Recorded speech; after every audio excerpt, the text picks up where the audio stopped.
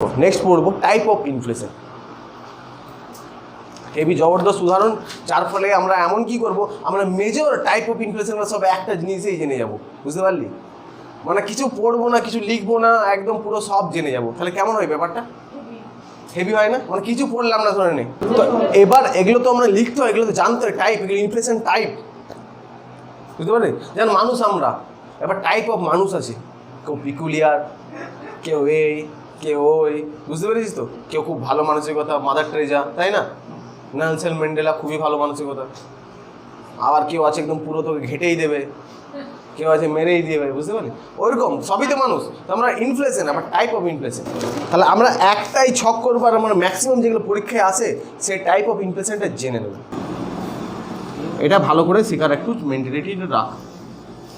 Heavy interesting জিনিস। দেখ, এই একটা গ্রাফে ইকোনমিক্স বুঝে যাওয়া অনেক বড় ব্যাপার। প্রথম আমি একটা উদাহরণ নিই একজনকে, রামকমল, নাকি তোমাদের? তুমি ঠিক আছে।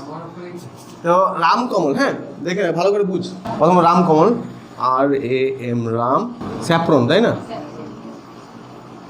তাহলে কি রামকমল হয়ে গেল। ঠিক আছে, এবার হচ্ছে এটা রামকমল, আমরা দেখলাম রামকমল। হয়ে গেছে। রামকমল একটা বিস্কুট ফ্যাক্টরিতে ম্যানেজার। প্রথম দেখলাম রাম, তুমি একটা বিস্কুট ফ্যাক্টরির ম্যানেজার, ঠিক আছে, ম্যানেজার, ঠিক আছে, তুমি একটা বিস্কুট ফ্যাক্টরি ম্যানেজার, ওর ফ্যামিলি আছে, সব ঠিক আছে। এইবার দেখে নে কি হচ্ছে না, প্রথম বিস্কুট ফ্যাক্টরি তুমি কি হচ্ছে ম্যানেজার। এবার আমরা দেখছি আটার দাম এখন ধরলাম 30 টাকা কস্ট প্রাইস, ঠিক আছে। এখন এবার বিভিন্ন সরকার এসছে, বিভিন্ন কারণে আটার দাম বাড়বে একটু, ঠিক আছে। আর এরা আটা দিয়ে বিস্কুট তৈরি করবে, ও হচ্ছে পুরো পোস্টে ম্যানেজার আছে। এইবার প্রথমে বাড়বে, প্রথমে কি হবে,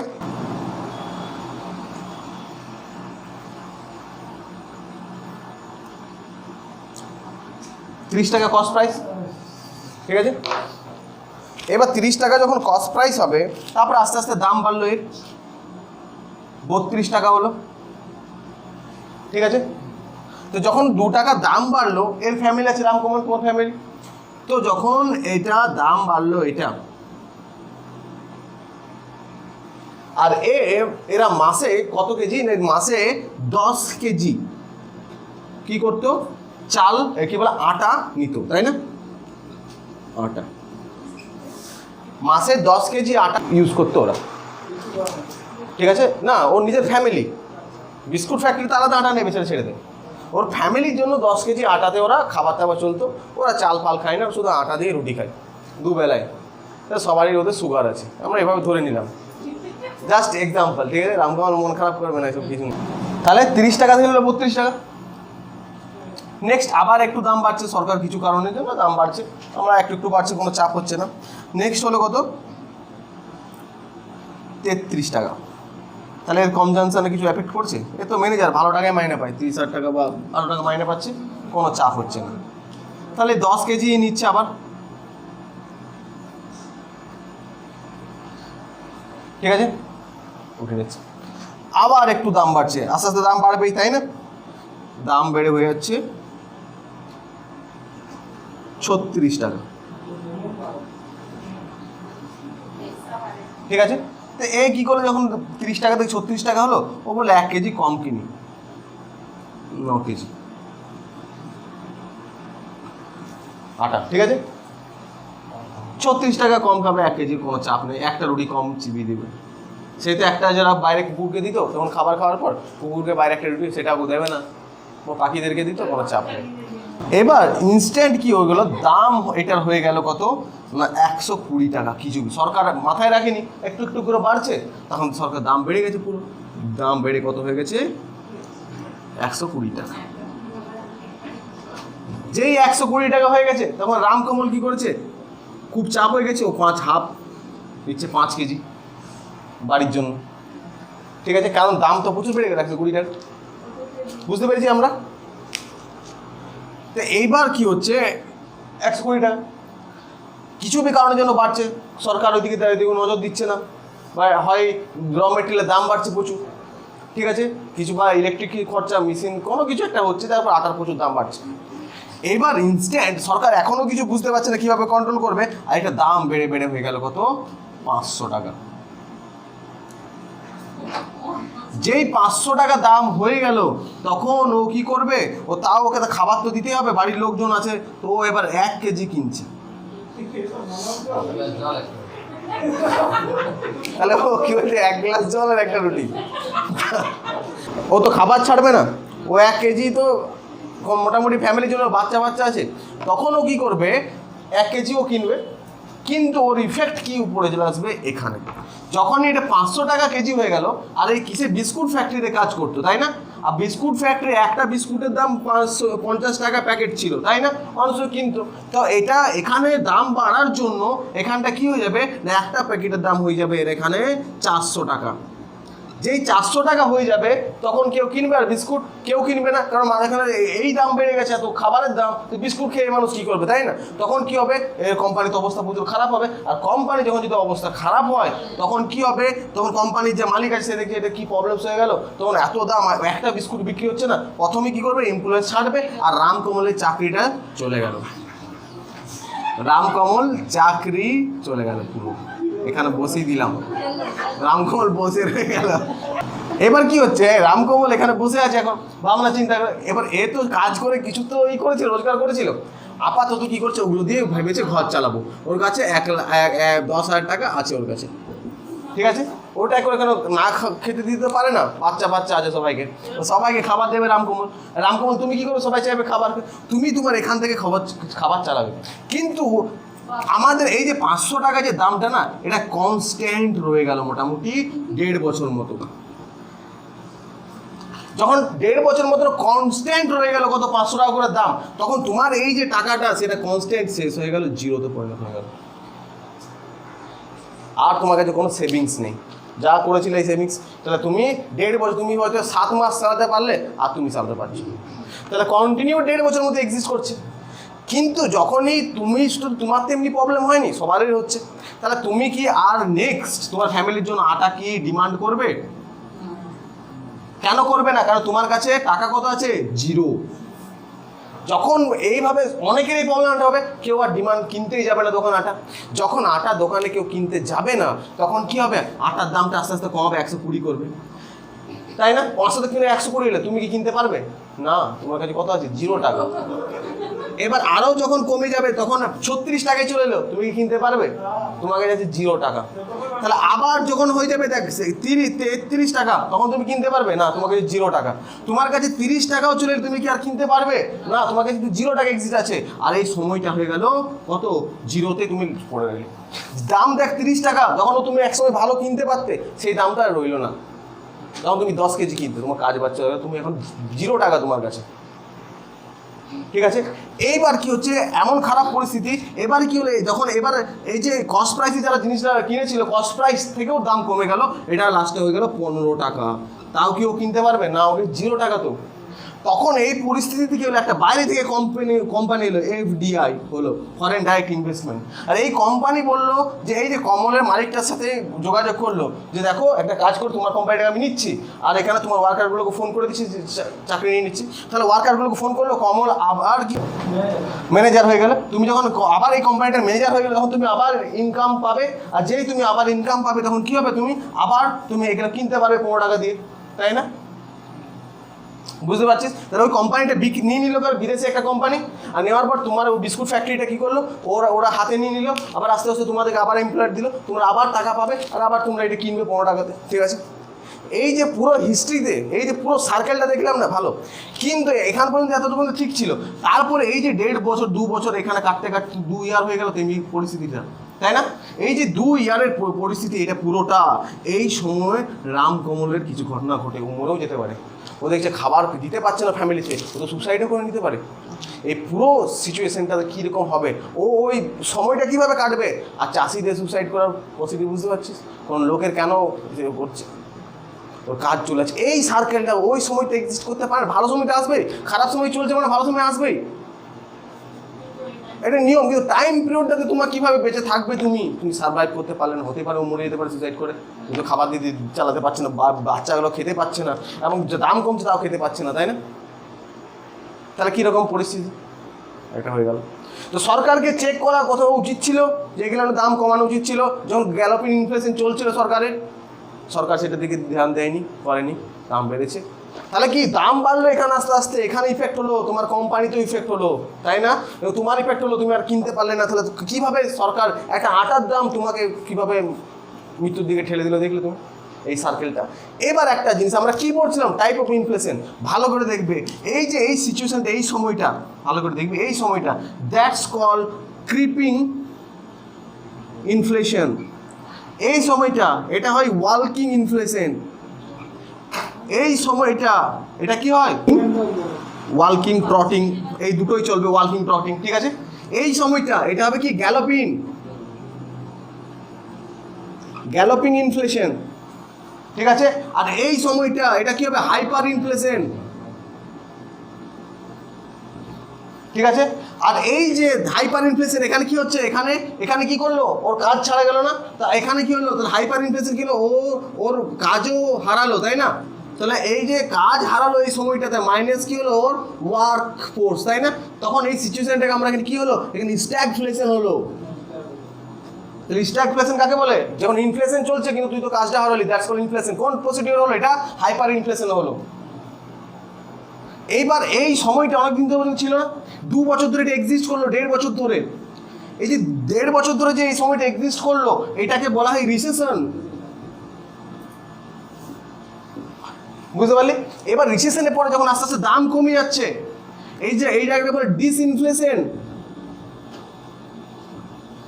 আর যখন জিনিসের দাম কস্ট প্রাইসে 30 টাকা ছিল তার থেকেও কমে গেল, দ্যাটস কল কি, ডিফ্লেশন।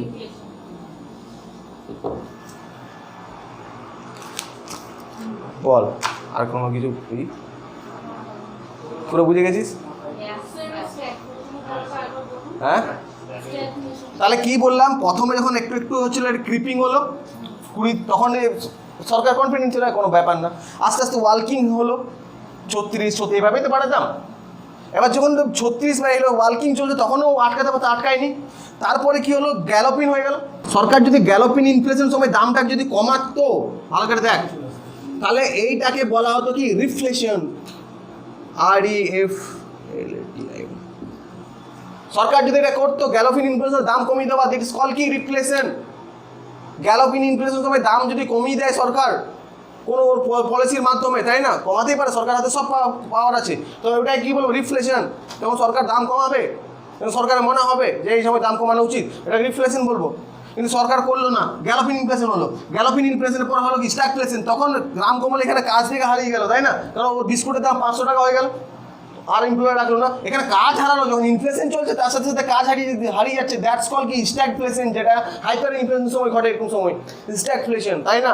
আর এরকম ওর কাছে টাকা ছিল, ও কিছুদিন চালাচ্ছিল, কিন্তু এটা 1.5 বছর পর্যন্ত চলে গেছে। এই অনেক দিন ধরে যখন হাইপার ইনফ্লেশন চলবে, দ্যাটস কল রিসেশন। আমেরিকাতে এসেছিল, তাই না, রিসেশনে তো তখন বুঝতে পারছি, রিসেশনের পরে যে সময়টা আসবে, আস্তে আস্তে জিনিসের দাম কমতে বাধ্য হবে, তাই না, দ্যাটস কল কি, ডিসইনফ্লেশন, ঠিক আছে? আর ডিসইনফ্লেশনের পর কি হবে, আস্তে আস্তে দাম কমে 30 টাকা হয়ে যাবে। আর 30 টাকার পরে তাও কেউ কিনবে না, মানুষ হাতে 0 টাকা। এবার কিন্তু কস্ট প্রাইসের থেকেও কম টাকা, 30 টাকা থেকে 15 টাকা, কেন, মালটা তো পৌঁছে যাবে। এবার আটাগুলো কোথায় রাখবে, এত আটা, প্রোডাকশন তো হচ্ছেই, প্রোডাকশন তো খামতি হয়নি, তাহলে এত আটা কোথায় রাখবে? তখন এবার কি, এবার যারা মানবাড়ি বর্গ, যারা জিনিসটাকে প্রোডাকশন করে, তাদের ক্ষতি হবে, তাদের কেউ ডিমান্ড করছে না। একটা আমি ফ্যাক্টরি করেছি, আর দাম আমার প্রোডাকশন করতে হয়েছে 10 টাকা হয়েছে, আমি ওগুলো 2 টাকা করে বিক্রি করছি, তার মানে কি, ওরা আবার আমিও হয়তো যা আছে বিক্রি করে আমি পালাবো, কারণ আমার তো লস হচ্ছে, মানে এবার ওগুলো সব ধ্বংস হয়ে যাবে। তো তার থেকেও কম দামে এটাকে হলো ডিফ্লেশন, যখন কস্ট প্রাইসের থেকেও দাম কি হবে, নিচে আসছে। কিছু কনফিউশন আছে এখানে। হ্যাঁ, যখন দাম দিন দিন কমে যাচ্ছে, ইনফ্লেশন আছে কিন্তু কমে যাচ্ছে, এটা লিখেছিলাম আগের বারে, দ্যাটস কল ডিসইনফ্লেশন। আমরা অন্য দিক দিয়ে দেখে নিলাম, ইনফ্লেশন আছে কিন্তু রেটটা কমে যাচ্ছে না, দ্যাটস কল ডিসইনফ্লেশন। এইভাবে পড়ি, অন্য কেউ পড়াই, তাই না, আমি একটু অন্যভাবে তোকে দিলাম ব্যাপারটা, একটা ছকে মোটামুটি সব হয়ে গেল। সিচুয়েশনটা কেমন ক্রিয়েট হলো বুঝতে পারলি, দাম কমা, তো যতই খারাপ সময় হোক, তুমি যদি মরে যেতে সেই সময়, যদি কেউ সুসাইড করে নিতে, তাহলে তুমি একটা সময় দেখতে 15টা কেজি হয়ে গেছে, কিন্তু কী হবে, তোমাকে বেঁচে থাকতে হবে, ওই সময়টা তোমাকে দেখতে হবে, ভালো সময় আসবে, এটা আমি বলেছিলাম না? এখান থেকে কী প্রমাণ পাচ্ছি, যতই খারাপ সময় আসে কোনো না, শুধু ওয়েট করে থাকো, দেখো। বুঝতে পেরেছিস তো? তুমি যদি এখানে দেখলে তুমি বাচ্চা খেতে পাচ্ছ না, তুমি খেতে পাচ্ছ, তুমি চাইলে এখানে সুসাইড করে নিতে পারো এই সময়টা, তো তোমাকে একটু দাঁড়িয়ে থাকতে হবে। এটা একটা নিয়ম, প্রাকৃতিক নিয়ম, আসবেই, হতে পারে না, খারাপের পর ভালো আসবেই, আর ভালো চলছে মানে সতর্কতাও খারাপ আসবেই, ঠিক আছে? তো ওটাকে, খারাপটাকে বুকে নেওয়ার মতো সময়, মানে নিজেকে স্ট্রং করে রাখতে হবে সবসময়, বুঝতে পারলি? তাহলে এখানে আর কোনো কনফিউশন, ক্লিয়ারলি বুঝতে পেরেছি? তাহলে ইনফ্লেশন, এবার তুই ভাববি যে দাদা তাহলে এখান থেকে হুট করে এই দাম কেন বেড়ে যেতে পারে, কোয়েশ্চেন মাথায় আসতেই পারে না? এখানে তো আমি মানছি 32 টাকা, 33 টাকা, 34 টাকা হলো, হুট করে 120 টাকা, তাই না? এটা মাথায় কোয়েশ্চেন আসতে পারে, তো আসেনি। এবার আমি বলি, দেখ 36 থেকে 120, যখনই কোনো জিনিস আজকে 30 টাকা, তোরা তো সবাই বাজার যাস, কী হয়ে যাস, যখন পেঁয়াজ আনতে যাস তখন বলেন আজকে কালকে 32 টাকা গেলো, পরশু 33 টাকা, বললো 36 টাকা, ডেলি বাড়ছে, তখনই কী বলবে, মালগুলো নিয়ে নাও, কালকে 150 টাকা হয়ে যাবে, বলে দেয় না? এই যে মাল বেড়ে যাচ্ছে, মানুষ কি ভাবছে তাহলে কি বেড়ে যাবে, বেশি মাল স্টক করে নেবো, এভাবেও বাড়তে পারে দাম, আছে মার্কেটে সব ঠিকঠাক। তো সরকারের এখানে ওয়াচ করা দরকার না, কী ঘটনা ঘটছে, কারণ ওই প্রোডাকশনের উপর কোনো একটা ফ্যাক্টরি দাঁড়িয়ে থাকে, ওই প্রোডাকশনের উপর সুতো ইন্ডাস্ট্রি হলে পুরো জামা কাপড় ইন্ডাস্ট্রি হয়ে যাবে, বুঝতে পারি কত লোক কাজ যাবে। তো এইভাবে ভাবে যে এটা রোজ দাম বেড়েছে মানে এটা কি এত টাকায় উঠে যাবে, এটাকে ই করো। লকডাউন সময় তো হবেই, ওটা তো সরকার জানে, এটা সরকার এমনি করেছিল, সরকার একটা চালাচ্ছিল, সরকার জেনে শুনেই করেছে ওগুলো লকডাউন, তাই না? এটা তো এরকম না, কিন্তু একটা সব ঠিক আছে এরকম হচ্ছে, এটা মানা যায়? ঠিক আছে, সব এগুলো আমি লিখাচ্ছি একটা পরে, ঠিক আছে? এগুলো যে ডেফিনেশনগুলো দিলাম, ঠিক আছে? এরকম আমরা আজকে 16টা ইনফ্লেশনের টাইপ করবো, তার মধ্যে পরীক্ষায় এগুলোই আসবে, কিন্তু তুই এনটিপিসি দে, ব্যাংক দে, এগুলো। এবার যদি তুই একটু পিও লেভেলে পরীক্ষা দিস, বা একটু ইউপিএসসি লেভেলে পরীক্ষা দিস, বা বিসিএস, এগুলোই দিয়ে দেবে। হ্যাঁ চল দেখ, আমরা এখান থেকে বুঝছি প্রথম হচ্ছে টাইপ অফ ইনফ্লেশন। আমরা একটা কিছু জিনিস জেনে রাখি, যেমন ধরে নে ইনফ্লেশন যখন, আমরা এদিকে রেটটা লিখছি, ঠিক আছে? ইনফ্লেশন যখন ধরে এখান থেকে ইনফ্লেশন, এটা হচ্ছে জিনিসপত্রের দাম এখন, ঠিক আছে? এবার যখন ইনফ্লেশন রেটটা যখন 2 থেকে 3% হলো, এটা হচ্ছে 1 থেকে 3%, মানে হচ্ছে আগের জিনিসের দাম ছিল 100 টাকা, এখন হচ্ছে 103 টাকা। এই যে 3%, 1 থেকে 3% যখন জিনিসপত্রের দাম বাড়ি, এটাকে আমরা কী বলি? এটা ক্রিপিং ইনফ্লেশন বলি। ক্রিপিং ইনফ্লেশন লিখে রাখবি। তো ক্রিপিং ইনফ্লেশন, যখন ইনফ্লেশন রেটটা 2 থেকে 3% থাকে, তখন এটাকে আমরা কী বলি? Creeping inflation. একটা ইকোনমিতে ক্রিপিং ইনফ্লেশন ভালোই, বেসিক্যালি 2 থেকে 3% জিনিসপত্রের দামে কেন ভালো? ধরলে বাজারে মার্কেটে যদি আজকে 100 টাকায় কিছু জিনিস বিক্রি হচ্ছে, কালকে 103 টাকা হয়ে যায়, তা মানে ভালো, মানে হতে পারে কেউ ডিমান্ড করেও কিনেছে, বা যদি ও 3 টাকা বাড়িয়েছে দামটা, মানে ও সবাই মানুষ দিতে পারবে এই টাকাটা। হ্যাঁ হ্যাঁ, মানে মানুষ এফোর্ডও করতে পারছে, তাই ওই বুক ঠুকে রেখেছে দামটা, বুঝতে পেরেছিস? মানুষ তো হয়তো ব্যবসাদারি তার লাভের জন্য 3 টাকা বাড়িয়েছে, ঠিক আছে? তো মানুষ দিতে পারবে টাকাটা, 2 থেকে 3%। আর একটা মার্কেটে 2 থেকে 3% ইনফ্লেশন থাকা ভালো, এটা আরও অনেক কারণ আছে, আমরা দেখবো। এটা ক্রিপিং ইনফ্লেশন বলে। ক্রিপিং মানে কি? হামাগুড়ি দেওয়া। তা হামাগুড়ি দিয়ে বাচ্চারা কেমন চলে? খুব ধীরে ধীরে চলে, দেখতে ভালো লাগে। এবং কি মানে ধরলে তুই শুয়ে আছিস, আমি কেন এই টাইপের ইনফ্লেশন আমরা বলছি, ক্রিপিং কেন বলছি? ধরলে একটা তুই শুয়ে আছিস, আর তুই মা, আর বাচ্চাটা তুই শুয়ে আছিস, আর তুই শুয়ে তোর ঘুম পাচ্ছে, কিন্তু বাচ্চাকে তুই দেখতে পাচ্ছ হামাগুড়ি দিয়ে যাচ্ছে, এবং কেউ জলের কাছে চলেও গেছে, তাও তুই উঠিসনি, কারণ ও হামাগুড়ি দিয়ে যাচ্ছে। একদম লাস্ট পজিশনে কিন্তু দৌড়ে যাবে, ধরে নিতে পারবি, তোর ওপর বিশ্বাস, নিজের ওপর বিশ্বাস আছে, তাই না?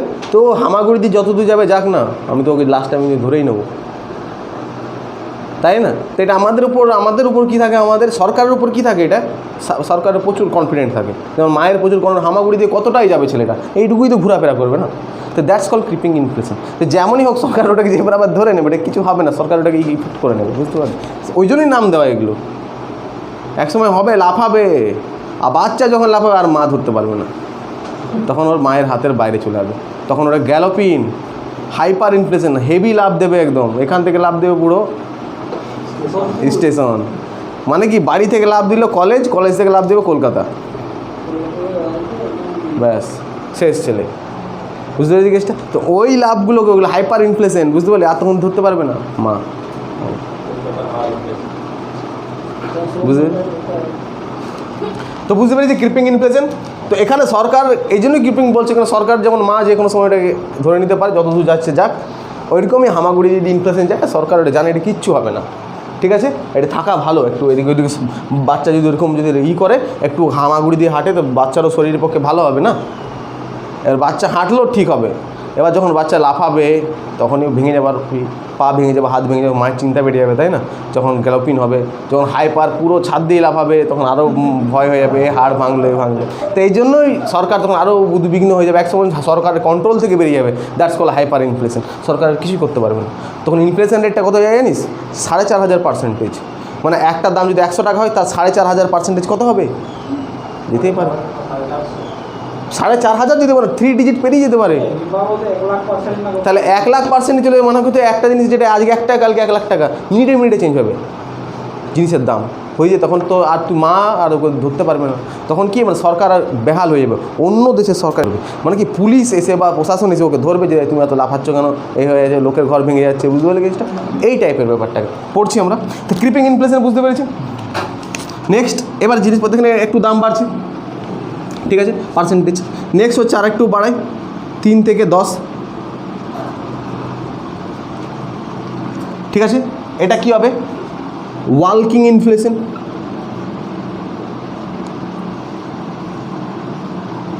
এই যে ওয়ার্কিং ইনফ্লেশন হয় না, 3 থেকে 10% যখন রেট একটু বাড়ে পার্সেন্টেজ, আজকে যদি 100 টাকা থাকে 3% বা 4-5% বাড়ে, মানে 105 টাকা দাম হলো, এটাকে ওয়ার্কিং ইনফ্লেশন বলি। বা এটাকে আরেকটা নাম আছে, লিখবো ট্রটিং ইনফ্লেশন, TROTTING, ট্রটিং ইনফ্লেশন। নেক্সট আর একটু বাড়বে, 10 থেকে 20। কী হবে এটা? তাহলে দৌড়ছে এবার ছেলে, দৌড়ে মানে হাঁটছিল এবার দৌড়ছে, তখন মায়ের চিন্তা বেড়ে যাবে। এবার দৌড়াবে গ্যালোপিন। গ্যালোপিন মানে থামবে না, যেমন গ্যালোপিন ট্রেনগুলো যায় না, বেলঘরিয়া এখান থেকে গ্যালোপিন ট্রেন যাবে, তাই না, অ্যানাউন্স করে দিল। তার মানে কি ওখানে থামবে? আর ওখানে থামবে না, মানে ছেলে দৌড়ছে ঠিক আছে, দৌড়তেই থাকবে, আর থামবে না। বুঝতে পেরেছি গল্পটা? তাহলে এখানে কি হচ্ছে? এটা গ্যালোপিন ইনফ্লেশন, যখন ইনফ্লেশন এটা 10 থেকে 20% যাচ্ছে, ঠিক আছে। Next hyper inflation.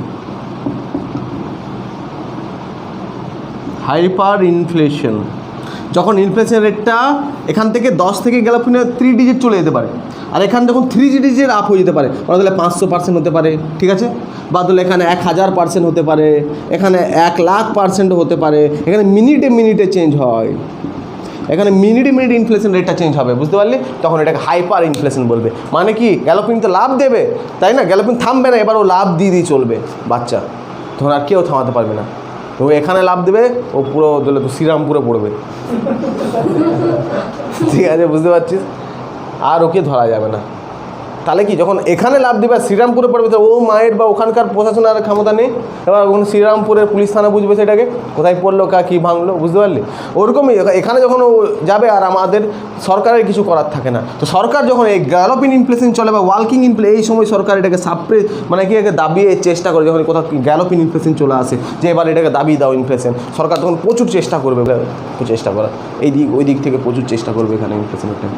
সরকারের এখানেই কাজ করতে, যখন ওয়ার্কিং আসবে তখন শুরু হয়ে যাবে, যে কাজ করতে শুরু করে দেবো। আর যদি গ্যালোপিং চলে আসে তখন সরকারকে নামাতেই হবে ইনফ্লেশন রেটটাকে। কী করে হতে পারে দেখবে, কী টাইপের কস্ট পুশ না ডিমান্ড পুশ যেমন থাকবে। যদি কস্ট পুশ ইনফ্লেশন থাকে, ঠিক আছে, তাহলে কী হবে, ট্যাক্সটা কমিয়ে দেবে প্রথম, তাই না?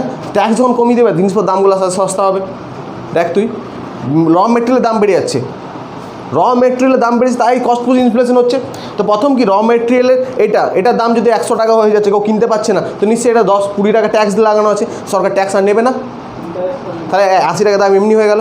প্লাস কী করবে, এই যে সরকারি এটা তৈরি করার জন্য যারা লোকগুলো আছে, যারা তৈরি করছে, তাদেরকে সরকার কী করবে না, ফ্রিতে রেশন পেশন দেবে। তাহলে কি, ওদেরকে চাল ফাল কিনতে হচ্ছে না। তাহলে এই যে দোকানে কাজ করবে এই ফ্যাক্টরিতে, ও আর ওকে যদি কম টাকাও দেয় তো কোনো চাপ নেই, বুঝতে পেরেছিস? তো সরকার কী করবে, আর নেক্সট সরকার যখন হ্যাঁ ইন্টারেস্ট কমিয়ে দেবে সরকার। তাহলে যে এই কোম্পানিটা এটা যারা আমি এটাকে মালিক ছিলাম, আমি ইন্টারেস্ট মাসে মাসে দিতে হতো, তা আর ইন্টারেস্ট দিতে হবে না আমাকে, কারণ সরকার ইন্টারেস্ট রেট কমিয়ে দিয়েছে। আগে 10% দিতে হতো, এখন বলছে 1%, তো 9 টাকা আমার সেভ হচ্ছে, তাহলে আমি এর দামটা তো কমাবোই না, আর ওইভাবে তাহলে এই আস্তে আস্তে জিনিসের দাম পড়ে সরকার এরকম মাঝে চলে আসবে, বুঝতে পারলি? ঠিক আছে, ডিমান্ড পুল ইনফ্লেশন হয়ে গেলে কী হবে, কীভাবে কন্ট্রোল করবে? ডিমান্ড পুল ইনফ্লেশন কী হবে, জিনিসপত্রের দাম বেড়ে যাবে, তাহলে কী হবে, অনেক ডিমান্ড বেড়ে মানে সাপ্লাইটা বেড়ে যাবে, তাই ডিমান্ডটা হচ্ছে। এবার জিনিস ইনস্ট্যান্ট তো সিনেমা হল তাড়াতাড়ি করতে পারে না, আর আমার গরিব লোক তাহলে সিনেমা দেখতে পাবে না। এবার সরকার চাইছে যে কী করবে, যে ডিমান্ডটা কমে যাক, তখন ডিমান্ডটা কমাতে হবে। ডিমান্ড কীভাবে কমবে, কী করে হয়েছিল, যে জিনিস যেই কারণে হয়েছিল সেগুলো কমালেই তো হবে রে বাবা। এটাই তো আমি লিখিয়ে দিয়েছি না তোদেরকে। প্রথম কি বলেছিলাম, যে মার্কেটে মানি সাপ্লাই এসেছিল, তো সরকার মানি সাপ্লাইটা কমাবে। মানি সাপ্লাই কীভাবে আসে, ব্যাঙ্কগুলো টাকা দেয়, সুদ, লোন দেওয়া দিয়ে বন্ধ করে দেবে, মার্কেটে মানি সাপ্লাই চলে আসবে, খুব বন্ধ হয়ে যাবে আস্তে আস্তে। আরও অনেক কারণ আছে, পপুলেশন গ্রোথ আছে, তাই না?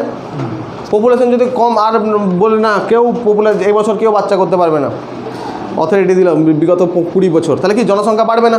আর জনসংখ্যা যখন বাড়বে না, তাহলে কি আমাদের ধরলে বাচ্চা হবে না, আর বাচ্চা যখন হবে না তখন কি হবে, আস্তে আস্তে ধরলে কি হচ্ছে, নতুন আর খাবার দাবার এক্সেস হবে না, তো নতুন খাবার দাবার জিনিসপত্র যদি খাবারের দাম বেড়ে যায় তার সাথে কমবে, কিছু বেঁচে থাকে তাদের উপরে যাবে, তাহলে ওরাও আর ডিমান্ড কমে যাবে না, আর ওরা খাবে না, কম খাবে, বুঝতে পেরেছি? যেগুলো আমি লিখিয়েছি ওগুলোকে অ্যাপ্লাই করে দেখ, সব পারবি, তোরাই পারবি, আমাকে কিছু বলতে হবে না, বুঝতে পেরেছিস? তো যত ধরনের কোয়েশ্চেন আছে ওগুলো ভাবলেই তো হবে। আমরা কোথায় ছিলাম, এইখানে হাইপার ইনফ্লেশন।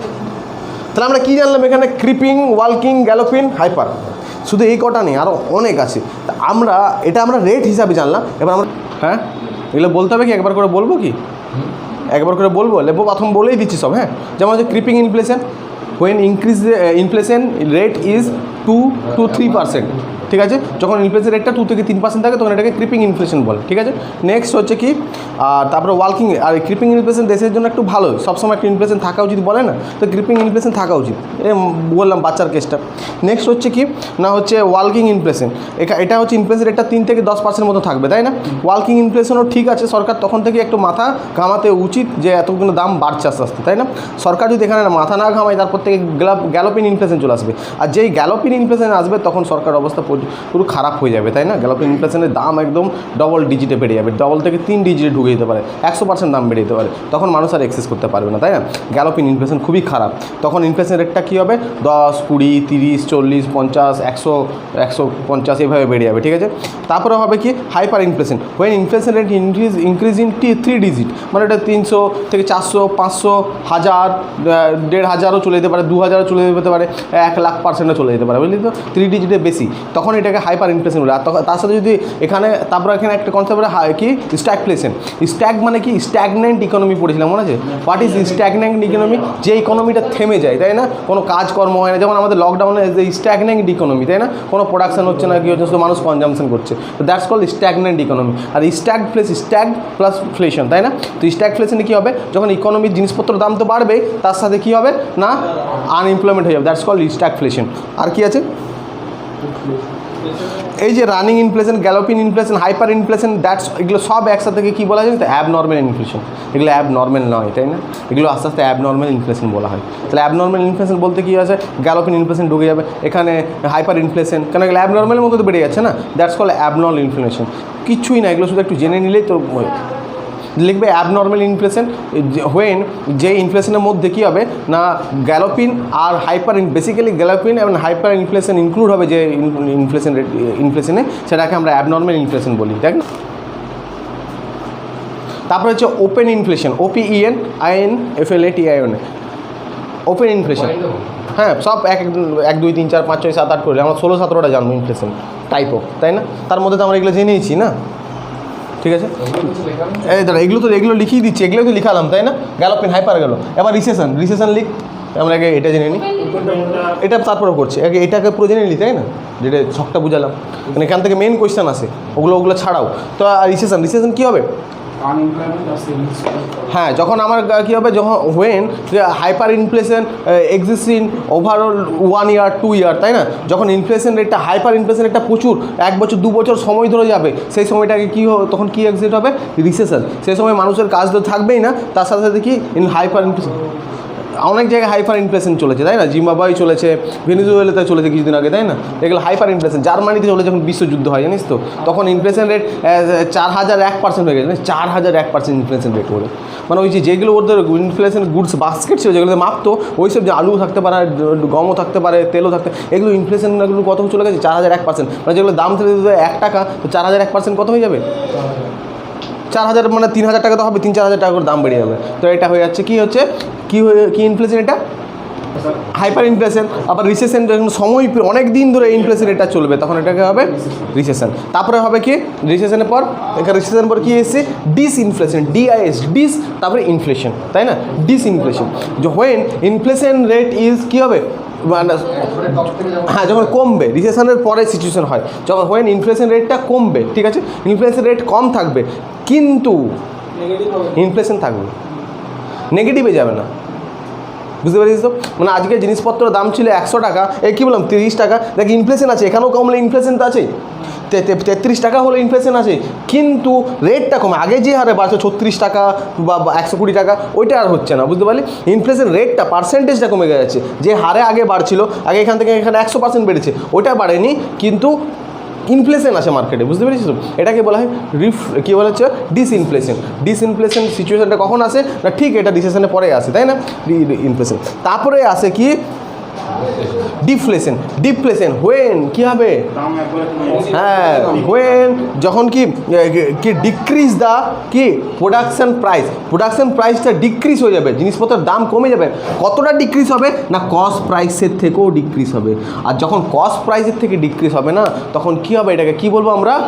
ডিফ্লেশন। এবার তোদেরকে একটা কোয়েশ্চেন দিচ্ছি যে পুরো সিচুয়েশনের মধ্যে কোন সিচুয়েশনটা সব থেকে খারাপ? বলো সবাই। এ বললো হাইপার ইনফ্লেশন, তুমি বলো। হাইপার ইনফ্লেশন, তুমি বলো। ঠিক আছে, রিসেশন তুই বলো।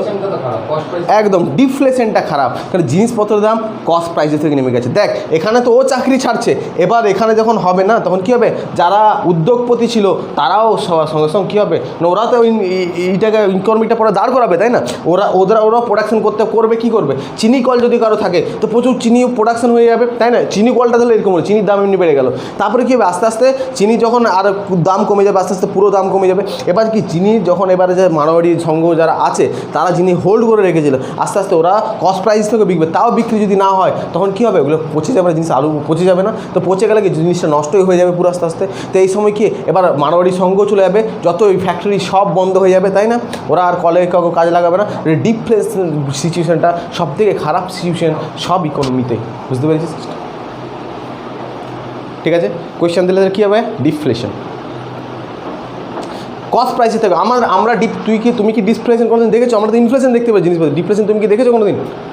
হ্যাঁ, আমরা দেখেছি। 8ই নভেম্বর 2016 সাল, যেদিন টাকা দামটা 500 আর 1000 টাকা দাম, আমরা যাই সরকার করেছিল এটা, কিন্তু দেখেছি কী হয়েছিল, জিনিসপত্রের দাম কিসে কস্ট প্রাইসের থেকে কম ছিল, তাই না? ও মুরগি একটা কিনেছে 120 টাকা কেজি, কিন্তু যখন ওর তো 100 টাকা দরকার না, সেই সময় এমন হয়েছিল 100 টাকা নোট দরকার, তখন বলেছিল আরে 100 টাকায় নিয়ে যাও, এটা পরে টাকা দিয়ে দেবে, তাই না? কস্ট প্রাইসের থেকে জিনিস কম, কারণ সেই সময় সব টাকাগুলো সরকার তুলে নিয়েছিল, তাই না? তো দ্যাটস কল। তো ওই সিচুয়েশন যদি বেশি দিন এক্সিস্ট করে, কী খারাপ হবে বলতো? ওটা যা সরকার করেছিল, আর যদি অটোমেটিকলি অমনি সিচুয়েশন হয়ে যায় মার্কেটে, যেমন হয়েছিল আরেকবার বলে দিচ্ছি, যখন হয়েছিল কি বার্ড ফ্লু, একটা জায়গায় হয়েছিল, কিন্তু আপনি সব ক্ষেত্রে হয়ে গেলে কী হবে বুঝতে পারছি? বার্ড ফ্লুর সময় কী হয়েছিল? একটা জিনিসের উপর হয়েছিল, মুরগির দামটা কমে গেছিলো 20 টাকা 30 টাকা, 2013-14 এত মুরগি খেয়েছিলাম না সেই সময়, ধারণার বাইরে হবে। তাহলে কি তখন কী হবে? যারা প্রোডাক্ট যারা করতো, যারা পোলট্রি মুরগি চাষ করতো, তারা তো আর এমপ্লয় রাখবে না, সবাই ছাড়াই, সব ইন্ডাস্ট্রি ছাড় পড়ে যাবে না? তো এটা ডিফ্লেশন সবথেকে খারাপ সিচুয়েশন। ঠিক আছে, নেক্সট। তাহলে আমরা এই সেক্টরতে এই ছকগুলো নিয়ে যারা ছিল, যেগুলো ছিল সেগুলো বুঝেছি, এক্সট্রা কিছু বুঝে নেবো। এবার ওপেন ইনফ্লেশন লিখবো। ওপেন মানে কি? কোথায়? হ্যাঁ, রিফ্লেশন। এখানে রিফ্লেশন বলিনি, রিফ্লেশন। যখন কি হয়, সরকার ইনফ্লেশন রেটটাকে কী করবে? কমাবে। যখন যেই টাইমে সরকার ইনফ্লেশন রেটটাকে কমানোর চেষ্টা করবে, যখন বেসিক্যালি ওয়ার্কিং থেকে গ্যালোপিং ইনফ্লেশনে চলে যাবে, তাই না? তখন সরকারকে দরকার কি ইনফ্লেশন রেটটাকে সরকার বলতে গভর্নমেন্ট অফ ইন্ডিয়া আর আরবিআই দুজন মিলে করবে, বুঝতে পেরেছিস তো? তখন ওইটাকেই আমরা কি বলি? রিফ্লেশন বলি, তাই না? ঠিক আছে, নেক্সট হচ্ছে ওপেন ইনফ্লেশন। এটা হচ্ছে এমন ইনফ্লেশন যখন পুরো ইনফ্লেশনটা ডিমান্ড অ্যান্ড সাপ্লাইয়ের উপর নির্ভর করবে, সরকার এখানে যাবে না, সরকার বলবে যা হচ্ছে ঠিক হচ্ছে, ঠিক আছে, দ্যাটস কল। যখন ইনফ্লেশনটাকে সরকার স্বাগত জানাবে, বেসিক্যালি সরকার কি বলবে যে ডিমান্ড অ্যান্ড সাপ্লাই, মার্কেটে ডিমান্ড অ্যান্ড সাপ্লাই, মানে তুই যত জিনিস ডিমান্ড করছিস ওরা সেই অনুযায়ী সাপ্লাই দিচ্ছে, তুই যদি কম ডিমান্ড করবি তাহলে জিনিসপত্রের দাম বাড়বে, তুই যদি বেশি ডিমান্ড করবি তাও জিনিসপত্রের দাম বাড়বে। তো এই যে তার জিনিসপত্রের ডিমান্ড অ্যান্ড সাপ্লাইয়ের উপর যখন হবে না, সেটাকে ওপেন, সরকার এখানে কিছু করতে যাবে না, বুঝতে পারলি, এটাকে ওপেন ইনফ্লেশন বলে। যখন ইনফ্লেশন রেটটা ঠিক হয় কিসের উপর, ডিমান্ড অ্যান্ড সাপ্লাইয়ের উপর, বুঝতে পারলি, ইনফ্লেশন সিচুয়েশনটা ঠিক হয় কিসের উপর, ডিমান্ড অ্যান্ড সাপ্লাইয়ের উপর, দ্যাটস কল কি, ওপেন ইনফ্লেশন। তারপর হচ্ছে রিপ্রেসড ইনফ্লেশন, REPRESSED, তাই না, REPRESSED, রিপ্রেসড ইনফ্লেশন। রিপ্রেস মানে কি বলতো, দমন করা বা একে সাপ্রেসও বলি, তাই না। এই যে রিপ্রেস বা সাপ্রেস ইনফ্লেশন, এখানে কি হয়, সরকার ইনফ্লেশন রেটটাকে কমিয়ে দেয়।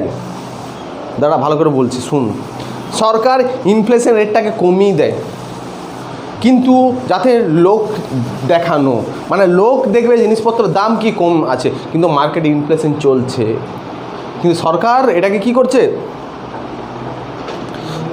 দমিয়ে দিচ্ছে, কিন্তু মার্কেট ইনফ্লেশন এক্সিস্ট করছে। ভালো করে বলছি, দুটো, এক সেকেন্ড দ্বারা দুটো কন্ডিশন, একটা হচ্ছে কি ডিফ্লেশন, তাই না, এই সময় সরকার করছে এটাকে, জিনিসপত্রের দাম কমিয়ে, বুঝতে পারলি, সরকার এটাকে মানে জনহৈতিক কাজের জন্য করছে। এবার সরকার কি হচ্ছে, সাপ্রেস ইনফ্লেশনে কি হচ্ছে না, সরকার ইনফ্লেশন রেটটাকে কমিয়ে দিচ্ছে যেভাবে হোক, কিন্তু এটা লোকের কাছে কি করছে, দেখানো হচ্ছে না। ধরে নে মার্কেটে প্রচুর তেলের দাম প্রচুর বেড়ে যাচ্ছে, সরকারের উপর চাপ আসছে, সরকার তেলের দামটাকে কমিয়ে দিচ্ছে। সরকার কী করে দিচ্ছে না, সাবসিডি দিয়ে পড়ে তেলের দামটাকে একদম 15 টাকা লিটার বা 20 টাকা লিটার দিচ্ছে, কিন্তু মার্কেটে ইনফ্লেশন আছে, সরকার তো এই টাকা কিনছে না, সরকার দিয়ে কিনতে তো প্রচুর টাকা লেগে যাচ্ছে, তেল ধরে নে সরকার 50 টাকা 60 টাকা লেগে, কিন্তু তোদেরকে ভোটের জন্য, ভোট ব্যাংকের জন্য, কোনোর জন্য দামটাকে চাপিয়ে কমিয়ে রেখে দিয়েছে। কিন্তু সরকার যখনই ওই দামটা ওখান থেকে হাঁটিয়ে দেবে, যখনই ও ছাড়টা, তখন দামটা কেমন বেড়ে যাবে, তাহলে হু করে বেড়ে যাবে না। ঠিক যেমন ধরলে একটা কী বলে, একটা গামলাতে পুরো জল রাখা আছে, আর তুই কী করছিস, একটা বলকে এমনি ঢুকাচ্ছিস, ঠিক আছে, তো বলকে যখন ঢুকাবি তখন কী হবে, জিনিসপত্র মানে এটাকে জলটাকে একটু বেড়ে যাবে, আর যেই বলটাকে ছেড়ে দিবি তখন কী হবে, নেমে যাবে, বুঝতে পারলি তো, ওই সিচুয়েশানটা বলতে চাইছি। সরকার কি ওটা দেখাচ্ছে না তোকে ব্যাপারটা, কিন্তু মার্কেটে ইনফ্লেশন আছে, এক্সিস্ট করছে মার্কেট, হ্যাঁ, তারপর থেকে একটা টাইম পরে সরকার এটা কন্ট্রোল করতে হু করে বেড়ে যাবে, তখন আমাদের উপর চাপ হয়ে যাবে। আপাতত সরকার কীভাবে কন্ট্রোল করবে, সরকার জোর করে কন্ট্রোল করবে। সরকার অ্যাকচুয়ালি ইনিশিয়েটিভ কিছু কী জন্য হচ্ছে ওই কারণটা দেখছে না সরকার, না অন্য কারণ, মানে অন্য কারণে দিকে তোকে ঠেলে দিচ্ছে, সরকারের চাপ হয়ে যাবে বলে, বুঝতে পারছিস না। এটা কী ইনফ্লেশন বলছি আমরা, রিপ্রেসড ইনফ্লেশন, ঠিক আছে, কোনো আছে মাথায় নেই। নেক্সট বলো,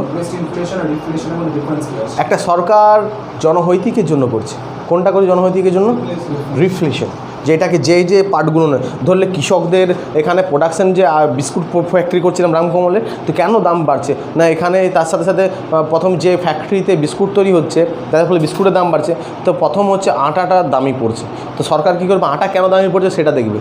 আটাতে কী হচ্ছে, কৃষকরা প্রোডাকশান করতে পারছে না, কেন পাচ্ছে না, কৃষকদের টাকা যেখান থেকে নিচ্ছে তাদেরকে উধারে চলে যাচ্ছে, বেশি প্রোডাকশন করছে না, সরকার ওরা বেশি চাষ করতে পারছে না, গমে পোকা লেগে যাচ্ছে, তো সরকার কী করে, কীটনাশক দেবে, চাষিগুলোর সাথে ভালো ব্যবহার করবে, চাষিগুলোকে টাকা দেবে, চাষিগুলোকে খাবার দাবার দেবে কম টাকায়, তবেই তো বেশি প্রোডাকশন করবে, ভালো করে বুঝ, ঠিক আছে, তবেই তো আস্তে আস্তে বিস্কুটটা সস্তা হবে। তারপরে এরা কর্মচারীগুলো ঝামেলা করছে, ওদের প্রভিডেন্ট ফান্ড দিতে হবে, ওদের জমা করো টাকা, এগুলো ঝামেলা করছে ওরা, ওই জন্য ওরা বলছে আমাদের টাকা মাইনা বাড়াও, ঠিক আছে। এবার সরকার কী করতে পারে, ওই ছোটো ছোটো জিনিসগুলোকে, ইস্যুগুলোকে ঠিক করতে পারে, তবেই তো জিনিসটা ঠিক হয়ে যাবে। এবার ইনস্ট্যান্ট সরকার বলছে বিস্কুটের দাম, বিস্কুটের সরকার সাবসিডি দিয়ে দিচ্ছে, যে দামটা কমিয়ে দিচ্ছে, বুঝতে পারলি, এটা তো হতে পারে, কিন্তু ওটা তো যখনই সরকার সাবসিডি উঠে যাবে দামটা কতটা বেড়ে যাবে, দ্যাটস কল, বুঝতে পারলি, তাহলে ওটা কি ইনফ্লেশন হয়ে যাচ্ছে, ওটা রিপ্রেসড ইনফ্লেশন হয়ে যাচ্ছে। দুটো mark up inflation, MARK, mark up inflation, mark up inflation আমরা 16টা থেকে 17টা করতে হবে, বুঝতে পারিস তো, তার মধ্যে মেজর এটা কোয়েশ্চেন কিন্তু এর ভিতরেই চলে আসবে বেসিক পরীক্ষায়, আর একটু ডেপ পড়তে গেলে ওগুলো তো মাথায় রাখি। মার্ক আপ ইনফ্লেশন কী হয়, এগুলো this type of inflation exist in কি ডেভেলপড কান্ট্রিতে হয়, বা বেসিক্যালি যেগুলো ক্যাপিটালিস্ট কান্ট্রি থাকে সেগুলো না হয়। Mark up inflation. এটা কি বললাম, ডেভেলপ দেশগুলো না হয়, ধরে না আজকে ডেভেলপড দেশ বেসিক্যালি ক্যাপিটালিস্ট দেশ কি বলেছিলাম, যেই সব দেশে সরকার সব কিছু প্রাইভেটাইজেশনের উপর থাকবে, যেসব দেশ যেমন ইউএসএ, তাই না, যা হবে প্রোডাকশন করবে প্রাইভেট, সরকার ওখানে যাবে না, সরকার কোনো কিছুতে এখানে থাকবে না। তো সরকার যখন থাকবে না তখন একটা লোক যদি প্রোডাকশন করছে তার দাম 100% রাখতে পারে, 1,00,000% রাখতে পারে, যারা বড় লোক তারা কিনবে, ওখানে বেসিক্যালি গরিব লোক থাকবে না, তাই তো। যেমন আমাদের এখানে তো ক্যাপিটালিস্ট দেশ নয়, আমরা মিক্সড ক্যাপিটালিস্ট সোশ্যালিস্ট আছে। সোশ্যালিস্টে কী হয়, সোশ্যালিস্টে হয় যেখানে সব সরকার ঠিক করবে, একটা যদি মাছবালা হয় সেটা সরকারি মাছবালা হবে, একটা যদি চাবালা হয় সরকারি চাবালা হয়, আলু যারা বিক্রি করবে সরকারি মন্ডিতে বিক্রি করবে, সব কিছু সরকার, বুঝতে পারলি। যার ফলে জিনিসপত্রের দাম যদি বেড়ে যায় ওরা নিজে কমিয়ে দিতে পারে, সাবসিডি দিতে পারে, সরকারের তত্ত্বাবধানে ওরা একটা যথেষ্ট মায়না পাবে, তার ভিত্তিতে কাজ করবে। সরকারি হসপিটাল যেমন আমরা ফ্রিতে অ্যাক্সেস করতে পারবো, সরকারি বাস যেমন, ঠিক আছে, ওগুলোই ভালোভাবে থাকবে। এটা সোশ্যালিস্ট কান্ট্রিতে হয়। আমাদের যেমন মিক্সড, তা সরকারি বাস পাই কম টাকায় যায়, তাহলে নিশ্চয়ই যেগুলো সব সরকার থেকে সব কম টাকায় অ্যাক্সেস করতে পারবো, তাই না।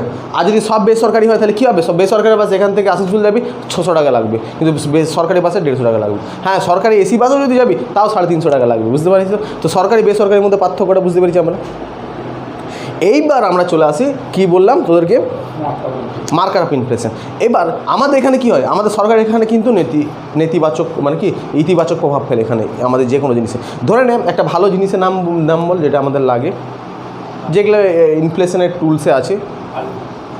হ্যাঁ, আলু যদি বললে আলুই ধরছি, তা আলু যে এখানে বিক্রি হচ্ছে, আলুর দাম যদি প্রচুর বেড়ে যায় সরকার কিন্তু মাঝে চলে আসবে চালের দাম।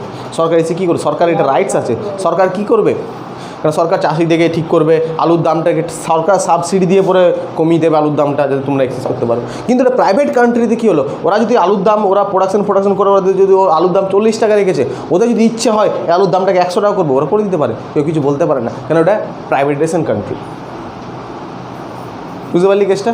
তো ওরা বেসিক্যালি নিজের লাভের জন্য, মানে প্রাইভেটাইজেশন কান্ট্রিগুলো বা ক্যাপিটালিস্ট কান্ট্রিগুলো বা ওই যে তারা নিজেদের লাভের জন্য কি করে, কোনো একটা কোম্পানি তার প্রোডাকশানে কি করে, যা প্রোডাকশান প্রাইস পড়েতে পড়ে তার সাথে লাভটাকে যদি বেশি বাড়িয়ে দেয়, লাভ যখন প্রচুর বাড়িয়ে দেয়, 100 টাকা প্রোডাকশানের দাম আর 100 টাকা লাভ রেখে দিল, তাহলে জিনিসটার দাম হলো 200 টাকা। এবার তাহলে সবাইকে নিতে হবে, ভারতে তো নিতে পারবে না, ওখানে বড় লোক আছে নিয়ে নেবে। কিন্তু ভারতে যদি এই প্রোডাকশানের সাথে যদি লাভটাও যদি ওর মনের মতো নেয় 500%, 600%, তাহলে জিনিসটার দাম বেড়ে যাবে, মানুষ অ্যাক্সেস করতে পারবে না, তখনই সরকার চলে আসবে আর বলবে এটা কী করেছো, দাম কেন বাড়িয়েছো, তুমি লাভ কি আমাকে দাও, দেখাও, আমাদের ডিপার্টমেন্ট চলে যাবে, তুমি দেখাও কেন এত দাম কীভাবে দিয়েছে। ও দেখবে যে সব ওয়েজ নিয়ে পরে ও নিজের লাভটাই 100% রেখে চলো, এটা তো তুমি করতে পারবে না। কিন্তু ওখানে ওটা হবে না, ওখানে পুরো সব কিছু প্রাইভেটাইজেশন, বুঝতে পারলি। তো হোয়াট ইজ মার্কেট, কেন এটা ইউএসএ ইউকেতে দেখতে পাওয়া যায়, কারণ এটা কেন এটা ক্যাপিটালিস্ট দেশে দেখতে পাওয়া যায়, ওরা নিজের মতো মার্কটাকে দিতে পারে, আর আমরা কোনো প্রোডাকশনের ওপর ওইভাবে নিজের মতো মার্ক দিতে পারি না, বেসিক্যালি ওই গুডসের। এবার কী হয়, যে ধরলে এটা একটা বিদেশি কোম্পানি ফ্যাক্টরি এটা তৈরি করেছে, তো এই জন্য এটা যদি 100 টাকাও রাখে তো আমাদেরকে নিতে হয়, সরকার এখানে কিছু বলতে যায় না। তো প্রাইভেটাইজেশনের একটা খারাপ ফলটা আমরা দেখতে পাচ্ছি, যদি সব প্রাইভেটাইজেশন হয়, তো বুঝতে পারলি কেসটা। আর যদি সব হয় তারও দিয়ে একটা খারাপ দিক আছে, সব যদি কি বলে সোশ্যালিস্ট হয়, তাহলে কি আমরা সবাই আলু বিক্রি করছি, সরকারি আমাদেরকে মাইনা দিচ্ছে, আমরা আলু বিক্রি করছি বা মাছ বিক্রি করছি, আমি কী করবো, আমাদেরকে টার্গেট দিয়ে দিতে 5 কেজি, আমরা 5 কেজি বিক্রি করবো, বেশি বিক্রি করবো না, আমি তারপরে ঘুমিয়ে দেবো, লোকের সাথে খারাপ ব্যবহার করবো, যেটা সরকারি দপ্তরে হয়, তাই না। কিন্তু অন্য আলুওয়ালা কী করবে, ও আরও চাইবে আরও বেশি বিক্রি হোক, আরও লোককে ডাকবে, জোরে জোরে চিৎকার করবে, ওর বেশি বিক্রি হবে, এই যে মার্কেটিংটা। হ্যাঁ, এগুলো বলতে হবে সব, তো তোমাদেরই তো বুঝতে পারছো না ব্যাপারগুলো। তাহলে মার্ক আপ ইনফ্লেশন কোন দেশে দেবে, তো এটা কোন টাইপ কোয়েশ্চেন কীভাবে, কিছু না, যে মার্ক আপ ইনফ্লেশন কাকে বলে, তো এটা না দেয় তো কোন টাইপের দেশে, ডেভেলপ দেশে, তারপর হচ্ছে আন্ডার ডেভেলপ না ডেভেলপিং, ইন্ডিয়া ডেভেলপিং দেশ, আমাদের দেশের মতন এগুলো হয়, বা যেসব দেশে সোশ্যালিস্ট চিন্তাধারা থাকবে সেসব দেশে, বা ইন্ডিয়াতে কি মার্ক আপ ইনফ্লেশন হবে, তুই বলবি না, যে কোনো টাইপের কোয়েশ্চেন। চল নেক্সট, সেক্টরাল ইনফ্লেশন। সেক্টর পড়েছি আমরা, দেয়ার আর 3 টাইপ অফ সেক্টর, তাই না, primary sector, secondary sector, tertiary sector. Primary sector, secondary sector, tertiary sector. একটা যে প্রাইমারি সেক্টর, সেকেন্ডারি সেক্টর, একটা টার্সিয়ারি সেক্টর, তাই না। প্রাইমারি 3টে সেক্টর। যখন কোনো লোক ভারতে বা যে কোনো জায়গায় না পৃথিবীতে যারা লোক কাজ করে না, তারা হয় এই 3টের মধ্যে একটা কোনো সেক্টরে, এই সেক্টরের বাইরে কোনো কাজ হয় না। তুমি যেই ধরনের কাজ করো, মানুষকে যেই ধরনের কাজ করতে হবে, ওটা সব সেক্টরাইজ আছে। তুমি যে কোনো একটা কাজ বলো, তুমি স্কুল টিচার, তাহলে মানে তুমি টার্সিয়ারি সেক্টরে কাজ করো, মানে সার্ভিস দিচ্ছ, তাই না? সার্ভিস গভর্নমেন্টের তুমি সার্ভিস দিচ্ছ। কেউ পুলিশ সার্ভিস সেক্টরে কাজ করে, ঠিক আছে? কেউ ধরলে একটা কি করছে না, কি হচ্ছে, প্রোডাকশান করছে, তাই না? প্রোডাকশান যারা করে, যাদের ইন্ডাস্ট্রি আছে, তো এটা হচ্ছে সেকেন্ডারি সেক্টর, এখানে ইন্ডাস্ট্রিটা পড়ে, তাই না? তাহলে এই যে ইন্ডাস্ট্রিটা পড়ছে এখানে হচ্ছে সেকেন্ডারি সেক্টর, ঠিক আছে? তারপরে হচ্ছে প্রাইমারি সেক্টর, এখানে বেসিক্যালি এগ্রিকালচারটা পড়বে, প্রাইমারি সেক্টর। কেউ চাষবাস করলে এগ্রিকালচার, কেউ এখানে অ্যানিম্যাল হাজব্যান্ডারিটা পড়বে, ঠিক আছে? এখানে আরও এই যে পশুপালনটা সব এখানে পড়ে যাবে, এখানে প্রাইমারি সেক্টর। তুমি যে যারা কাজ করছে তারা সবই 3টে সেক্টরের মধ্যে কাজ করবে, এর বাইরে কোনো কিছু। কেউ ইঞ্জিনিয়ার সেকেন্ডারি সেক্টরে কাজ করবে, তাই না? সেকেন্ডারি সেক্টর বা এটাকে এখানে ইন্ডাস্ট্রিটা মেজর পড়ে। এমন একটা কাজ বল যেটা আমি এই সেক্টরের মধ্যে ফেলতে পারবো না, এমন একটা কাজ নাম বলো। হ্যাঁ, মানে কোনো একটা সেক্টরের মধ্যে পড়বে না, এমন একটা কাজ বলো। এমন কাজ এক্সিস্টই করে না। সব কাজ কি হবে, 3টে সেক্টরের মধ্যে পড়তে হবে, যে কোনো কাজ হোক একটা দেশে, যে কোনো কাজ হোক। ওই যদি ব্যাংকে কাজ করে, তাহলে কি সার্ভিসটা দিচ্ছে না, ব্যাংকিং দিতে, তো সার্ভিস সেক্টর হয়ে যাবে। তুমি কি করছো, তুমি কি করছো না, তুমি চিপস তৈরি করছো, তুমি ফ্যাক্টরি আছে, তাহলে তোমার সেকেন্ডারি সেক্টরের মধ্যে হয়ে যাবে। Industry basically secondary sector. হ্যাঁ, সরকার এখানে সব থেকে বেশি লোক, যদি আমাদের 100টা লোক আছে আমাদের ইন্ডিয়ান ইকোনমি, মানে আমাদের দেশে যারা কাজ করে, তার মধ্যে এখানে 51টা লোক কাজ করে, ধরে নেন এখানে 51 লোক কাজ করে, বুঝতে পারছেন?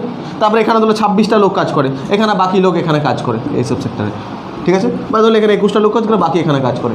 কিন্তু যখন টাকা আয় হয় না, তখন সব থেকে বেশি কোথা থেকে আয় হয়? আমাদের সার্ভিস সেক্টর থেকে আয় করে। মানে কম লোক কাজ করছে, বেশি আয় করছে এখান থেকে যখন পাচ্ছে, কিন্তু এখানে বেশি লোক কাজ করছে, কম টাকা আয় করছে। চাষিরা কত টাকা আয় করবে, দাম পায় না ঠিক মতো করে, এখানে ডিসগাইজড আনএমপ্লয়মেন্ট দেখা যায়, তাই না? সব বলে গেছি। তাহলে আমরা এই সেক্টর বুঝতে পেরেছি। একটা মাথায় যে কোনো লোক এই 3টে সেক্টরেই কাজ করে, এর বাইরে কোনো কাজ হয় না, এক্সিস্ট করে না, তো এর বাইরে কোনো কিছু করে না। এবার আমরা কি বলছি, ধরে নে এবার এই যে এখানে এরা কী করলো, চিপস, তাহলে চিপসে হচ্ছে, তাহলে আমাদের আগে এগ্রিকালচার সেক্টর, আলুর দাম প্রচুর বেড়ে গেছে, বন্যা হয়েছে, আলুর দাম বেড়ে গেছে, তাই না? তো এরা যে আলু প্রোডাকশন করেছে, এরা নষ্ট হয়ে গেছে, তো কম আলু যেটা হয়েছে সেটা বেশি দামে বিক্রি করবে। তো যখন এখানে কী হলো, জিনিসের দাম বেড়ে গেল, তো আলুর দাম যেহেতু বাড়ছে, তার ফলে কি যে চিপস কোম্পানি এই 1 কেজি আলু নিতে আগে 10 টাকায়, এখন ওকে 50 টাকায় কিনতে হবে, তাই না? যদি 50 টাকায় কিনতে হবে, তবে তো ইন্ডাস্ট্রি করে চিপস বার করবে, তো এই যখন এই চিপসেরও দাম বাড়িয়ে দেবে, তাই না? তো এই যে এগ্রিকালচার সেক্টরের দাম বাড়ার ফলে ইন্ডাস্ট্রি সেক্টরের দাম বেড়ে যাচ্ছে, এটাকে বলা হয় সেক্টরাল ইনফ্লেশন। একটা সেক্টরে যখন ইনফ্লেশন হবে, এবার যখন এটা যখন আসবে এখানেও দাম বাড়বে না, ওটার সার্ভিসেও ওরা বেশি টাকা দিয়ে করবে, যারা এটাকে দোকানে পৌঁছে দেবে। Inflation, sectoral inflation. যখন একটা সেক্টরে ইনফ্লেশন হলে আরেকটা সেক্টরকে কী করে, প্রভাবিত করে, তাই না? ওটারও দাম বেড়ে যায়, ওই সেক্টরেও নিচে দাম বেড়ে যায়। যদি এগ্রিকালচার সেক্টরে ইনফ্লেশন হয়, তাহলে ইন্ডাস্ট্রি সেক্টরে ইনফ্লেশন হবেই। দ্যাটস কল কি, সেক্টরাল ইনফ্লেশন। তারপরে নেক্সট লিখবো imported inflation, IMPORTED, imported inflation. এবার বলি ইম্পোর্টেড ইনফ্লেশনটা কি, ইম্পোর্টেড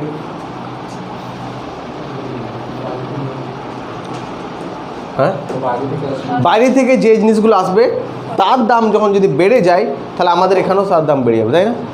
ওই গুডসের দাম বেড়ে যাবে, দ্যাটস কল ইম্পোর্টেড ইনফ্লেশন। যদি ওপেক কান্ট্রিগুলো যদি তেলের দাম বাড়িয়ে দেয়, তাহলে আমাদের এখানেও তেলের দাম বেড়ে যাবে না? তো দ্যাটস একটা ইনফ্লেশন হবে তেলে। এটা কী হবে, ইনফ্লেশন হবে, ইম্পোর্টেড ইনফ্লেশন। সহজ ব্যাপার, মাথায় রাখতে হবে শুধু উদাহরণগুলো। লিখবো র্যাটেজ ইনফ্লেশন, র্যাটেজ, RATCHET, RATCHET, র্যাটেজ ইনফ্লেশন, ঠিক আছে? আচ্ছা, এবার র্যাচো ইনফ্লেশন বলে। তো হোয়াট ইজ র্যাচো ইনফ্লেশন? ধরে নে দুটো মোবাইল, একটা হচ্ছে কি ভিভো আর একটা হচ্ছে ওপো। এবার ভিভো কী করেছে, ও তার দাম বাড়িয়ে দিয়েছে, কারণ ডিমান্ড বাড়িয়েছে, ভালো ভালো ফিচার্স দিচ্ছে কিছু একটা, তাই না? তখন ওপো কী করেছে, ও দাম বাড়িয়ে দিয়েছে। তো একটা জিনিস ইন্ডাস্ট্রিকে দেখে আর একটা ইন্ডাস্ট্রিকে দাম বাড়িয়ে দেওয়া হয়, এটাকে বলা হয় র্যাচো ইনফ্লেশন। এবার ফলে কি হবে, এবার দেখ ফলে কী হবে। ওপো কি প্রথমে কী বলেন, ভিভো, তাই না? ভিভো যে দামটা বাড়িয়েছে, ও কেন বাড়িয়েছে, ও কিছু ফিচার্স দিয়েছে, তবেই তো মানুষ কিনেছে, তবেই তো ডিমান্ড এসছে। আর এমনি বাড়িয়ে দিয়েছে, তো ওর ইফেক্টটা কী পড়বে, নেগেটিভ ইফেক্ট পড়বে না? আস্তে আস্তে মানুষ ওর জিনিস কিনবে না। ওর যখন কিনবে না, তখন ওর কর্মী ছাঁটাই হবে, যখন ওর কর্মী ছাঁটাই হবে, আস্তে আস্তে বন্ধ হবে। কিন্তু যেহেতু মোবাইলের দাম বাড়ছে ওদের বাড়িয়ে দিচ্ছে, এটাকে কী বলতে, এই টাইপের ইনফ্লেশন কী বলা হয়? আচ্ছা ইনফ্লেশন। এগুলো ঘটে মার্কেটে, তাই আমি বলছি, এমনি বলিনি। আর আমি এমনি বলবোই বা কেন? কত কিছু জানতে পারছিস বলতো। লিখবি যে একটা শিল্পে বা একটা ইন্ডাস্ট্রিতে যখন একটা সেক্টর, একটা জিনিসের দাম বাড়ে, ইন্ডাস্ট্রি একই রকম ইন্ডাস্ট্রিতে যখন একটা প্রোডাকশনের দাম বাড়ে, তখন আরেকটা প্রোডাকশনের একই টাইপের প্রোডাকশনের দাম বাড়িয়ে দেওয়াকেই কী বলা হয়? এটা হচ্ছে ইনফ্লেশন। নেক্সট লিখবো কম্প্রিহেন্সিভ ইনফ্লেশন। এটাকে ইকোনমি ওয়াইড ইনফ্লেশনও বলে, WID। এই comprehensive inflation is also known as economic slash দিবি ওয়াইড WID, তারপরে ইনফ্লেশন লিখবো। এটা when the price of all commodities rise in the entire economy, when the price of all commodities rise in the entire economy, ওই জন্য আগে জিজ্ঞেস করলাম entire মানে কি, এমনি জিজ্ঞেস করেননি।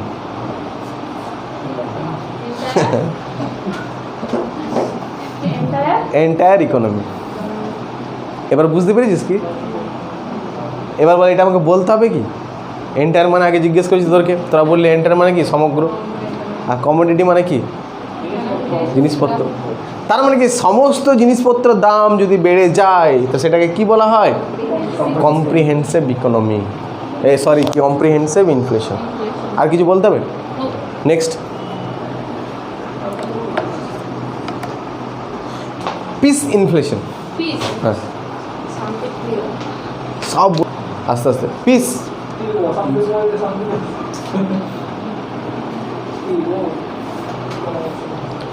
দেখ আগে পিস ইনফ্লেশন বুঝ। নর্মাল একটা দেশের কন্ডিশন, যখন সরকার তার অনেক সরকারের কাজ কি? আমাদের কাছ থেকে ট্যাক্স নেওয়া।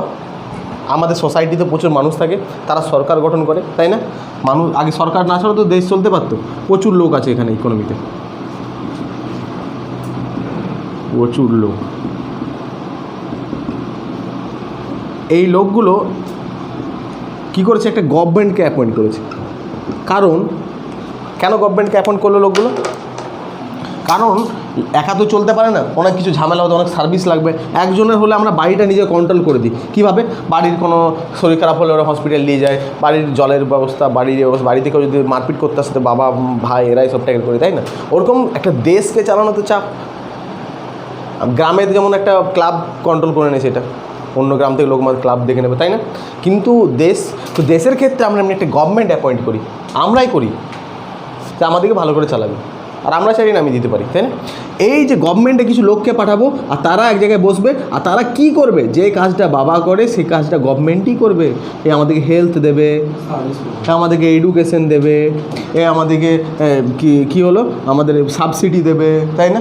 কোনো খারাপ সময় হলে সেগুলো না বাঁচাবে, তাই না? টাকা প্রোভাইড করবে, বেশি টাকা প্রোভাইড করবে। তো এই এখান থেকে নেবে ট্যাক্সের মাধ্যমে। এবার সারা তো টাকা লাগবে, তো সবার কাছ থেকে একটু একটু নেবে, আর এদিকে দেবে। বড় লোকদের কাছে নেবে, গরিবদেরকে দিয়ে দেবে, ইকুয়াল করবে সরকার। এবার সরকার এগুলো দেবে কীভাবে? বিভিন্ন পলিসি দেয়। এডুকেশনে টাকা দেবে, 100 দিনের কাজে টাকা দেবে, তো বিভিন্ন পলিসি দেবে। তো নর্মালি একটা শান্ত ইকোনমি ধরলাম। আবার সরকার কী করবে? এখানে বিভিন্ন পলিসির মধ্যে টাকা দেবে, সবাইকে সরকারি কর্মচারীকে টাকা দেবে, বিভিন্নভাবে টাকা দেবে। আর যখন এই টাকা দিয়ে কী হবে? যখন আস্তে আস্তে ইনফ্লেশন বাড়িয়ে দেবে, সেটাকে বলবো পিস ইনফ্লেশন। বুঝতে পারলি? ইনফ্লেশনে কে ঘটাবে? সরকারই ঘটাবে, যখন ওর পলিসির মাধ্যমে টাকা এক্সপেন্ডিচার করে যখন হবে। দ্যাটস কল কি? Piece inflation. যখন গভর্নমেন্ট কী করবে না, তার পলিসির ওপর খরচা করে যখন মার্কেটে ইনফ্লেশন হয়ে যাবে একটু, ঠিক আছে, তখন এটা কী বলবো? Piece inflation.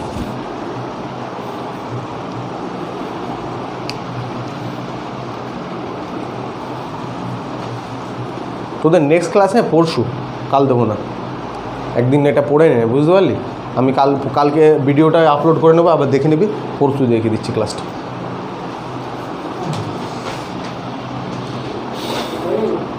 না নেক্সট লিখ। পিস হলো, পিসের পর কী আসবে? শান্তি হলে ঝামেলা হবে, ওয়ার হবে, ওয়ার টাইম ইনফ্লেশন।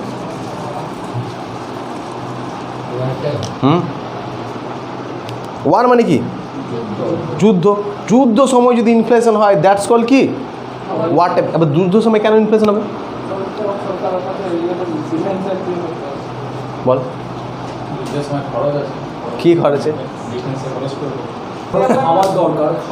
খাবার খাবার যত খাবার আছে মানুষের সাবসিডি দেওয়া বন্ধ করে দেবে, মানুষকে দেওয়া বন্ধ করে যাতে যুদ্ধটা আমরা জিতি। বিভিন্ন অস্ত্র কিনবে, পোশাক না, পোশাক একদম বাজে উদাহরণ একটা, ঠিক আছে? তো তো কী হচ্ছে, অস্ত্র, বিভিন্ন অস্ত্র, অনেক অস্ত্র কিনবে, অনেক কিছু খরচা করবে, সরকারকে প্রচুর খরচা করতে হয় সে সময়, তাই না? খাবার দাবার, তাহলে এখানে দু টাইপের ইনফ্লেশন এখানে এক্সিস্ট করতে হবে। ডিমান্ড পুল, কস্ট পুলও ইনফ্লেশন করতে পারে, তাই না? কারণ একটা জিনিসপত্র শর্টেজ হয়ে যেতে পারে, কস্ট পুল হতে পারে, আবার ডিমান্ড পুলও হতে পারে। প্রচুর টাকা, একটা শ্রেণীর কাছে প্রচুর টাকাও চলে যেতে পারে যারা এইসব ব্যবসা করবে, অস্ত্র ফস্ত্র, আর্মিদের কাছেও প্রচুর টাকা আসতে পারে, তাই না? তো এই টাইপের মার্কেটে একটা ইনফ্লেশন ক্রিয়েট হয় যুদ্ধের সময়, জানিস তো? জিনিসপত্রের দাম প্রচুর বেড়ে যাবে, প্রোডাকশন হবে না, তো সরকার আর কোনো কিছু পাঠাবে না লোকের কাছে। সরকার কি করবে? ওই যুদ্ধের ক্ষেত্রেই খরচা করবে। তাহলে কি সাবসিডি বন্ধ হয়ে যাবে, রেশনের দোকান বন্ধ হয়ে যাবে, কারণ আগে ওদেরকে রেশন লাগবে, তাই না? যেটা যুদ্ধ হচ্ছে, তাই না? তাহলে সব বন্ধ হয়ে যাবে। যদি রেশন বন্ধ হয়ে যায়, সবাই কী করবে? মার্কেটে যাবে কিনতে, আর জিনিসপত্রের দাম বেড়ে যাবে। কারণ সরকার আর অত ট্রান্সপোর্টও ধ্যান দেবে না। সরকারের মেন ধ্যান কোথায় কেটে যাবে? ন্যাশনাল এমার্জেন্সি জারি করে দেবে যুদ্ধের সময়, যুদ্ধ থেকে মেন ধ্যান। তাহলে এদিকে আর সরকার অত ধ্যান দিতে পারবে না, খুবই কম, জিনিসপত্রের দামটা বাড়বে, কালোবাজারে বিভিন্ন জিনিসের দাম বাড়তে পারে। এই যে জিনিসের দাম বাড়া যুদ্ধের সময়, এটা ন্যাচারাল ব্যাপার, এটাকে ওয়ার টাইম ইনফ্লেশন বলে। বুঝতে পারছি কেসটা? নেক্সট, পোস্ট ওয়ার ইনফ্লেশন বা ওয়ারের পরে, তাই না? যুদ্ধের পরও আবার ইনফ্লেশন হবে কেন? কারণ ধরে নে যুদ্ধ হয়ে গেল, এবার যুদ্ধ যখন হয়ে যাবে তারপর থেকে তো মার্কেটে তো সব হাহাকার হয়ে যাবে। এবার সরকার কী চাইবে? যেমন এখন লকডাউন শেষ, এবার সব মানুষের তো হাহাকার হয়ে গেছে। এবার সরকার কী চাইবে? টাকা খরচাও। তখন প্রচুর চাল দেবে, প্রচুর টাকা দেবে, ব্যাংক কম রেটে সুদ দেবে, সব সরকার টাকা ছাপিয়ে দেবে। তখন মানে শর্টেজ হয়ে গেছে, এই যে টাকা ছাপিয়ে দেবে, এই করবে ওই করবে, তখন মানুষের হাতে প্রচুর টাকা আসবে। তখন মানুষ যেয়ে পরে ওই সিনেমা হলের টিকিটে ডিমান্ড করবে, আর যেই ডিমান্ড হবে তখন দ্যাটস ইনফ্লেশন হয়ে যাবে। বুঝতে পারলি? বলে দিচ্ছি, এই যে পোস্ট যে ইনফ্লেশনটা হবে না, এটা বেসিক্যালি ডিমান্ড পুল ইনফ্লেশন হবে। দেখবি ভালো করে ভাব, দেখ যুদ্ধের সময় ইনফ্লেশন বুঝলাম, যখন সরকারের মেন মাথা ওখানে থাকবে, যুদ্ধের সময় যা প্রোডাকশন হবে সব ওই দিকেই ঠেলবে, তাই না? আরও সেনাবাহিনী অ্যাপয়েন্ট করবে, আরও কিছু করবে। তো যুদ্ধের সময় প্রচুর টাকা খরচ হয়ে যাচ্ছে, তাহলে যেটাকে কী বলে যুদ্ধের সময়, তাহলে এখানে জিনিসপত্রের দাম বেড়ে যাবে না, রেশনের টাকা দেবে না, এখানে টাকা দেবে না, মানুষ এগুলো সাবসিডি বন্ধ করে দেবে, তেলে জিনিসপত্রের দাম বেড়ে যাবে। এটা যুদ্ধের সময় এটা হবেই। এটা কি ওয়ার টাইম ইনফ্লেশন বলে। যেই যুদ্ধ শেষ হয়ে যাবে, এবার কি মানুষকে তো খাবার দাবার দিতে হবে, মানুষের তো অনেকদিন খায়নি, তাই না? আমরা সব মানে জাতির জন্য আমরা সব কিছু না খেয়ে দিয়ে একবেলা খেয়েছি, কোনো চাপ নেই, আর্মিকে দিতে হবে, আমরা সবাই বলেছি। কিন্তু তারপরে তো অবস্থা খারাপ হয়ে গেছে, সবাই ঠিকঠাক তো খাবে, মানুষের টাকা নেই, চাকরি ছাড়া হয়ে গেছে অনেকের, তাই না? মানে সবাই যুদ্ধতেই, বুঝতে পেরেছিস তো? তো এই যে তারপরে তখন সরকার কি ইনিশিয়েটিভ করবে? সরকার বলবে এখানে মানুষকে টাকা দিতে হবে। কীভাবে সরকার দেবে? সরকার বলবে ব্যাংক থেকে যাও, টাকা দেওয়ার একটাই জায়গা ব্যাংক ফ্রিতে লোন দেবে, তার মানুষের হাতে টাকা আসবে, বিভিন্ন ব্যবসা করারই করবে। সরকার তোর অ্যাকাউন্টে টাকা দিয়ে দিতে পারে, যেমন আমাদের 100,000 টাকা করে সরকার দিচ্ছিল, তাই না? তো এইভাবে দিতে পারে। সরকার বাড়িতে রেশনিংয়ে অনেক খাবার দিতে পারে, তাহলে তাহলে যখন রেশনিংয়ে খাবার দেবে, তো রেশনিংয়ে খাবার দিলে তুই তার বাড়িতে খাবার কিনবি না, তুমি 10,000 টাকা মাইনা পেলে, তাহলে 8,000 টাকা তোমার বেঁচেই যাবে। আর 8,000 টাকা বেঁচে দিলে তুমি তখন কি বিভিন্ন জিনিস কিনতে যাবে, আর সবাই যে কিনতে যাবে, তখন ডিমান্ড হবে মার্কেটে, that's call demand pull inflation. আর তখন ইনফ্লেশন মার্কেটে শুরু হয়ে যাবে, আস্তে আস্তে জিনিসপত্রের দাম বাড়বে। তাহলে যুদ্ধের পরও সরকার এক্সেস টাকা খরচার ফলে যে ইনফ্লেশনটা হবে, যেটা কী বলবো? War time, post war inflation. বুঝে গেছি? নেক্সট, আর নেও তো দেখতেও পাচ্ছি না তো। হ্যাঁ, স্পোরেডিক লিখেছিস? স্পোরেডিক যখন একটা জিনিসের উপর ইনফ্লেশন হবে, SP লিখবো, SPORADIC, sporadic inflation. when inflation exists in one commodity, SPORADIC,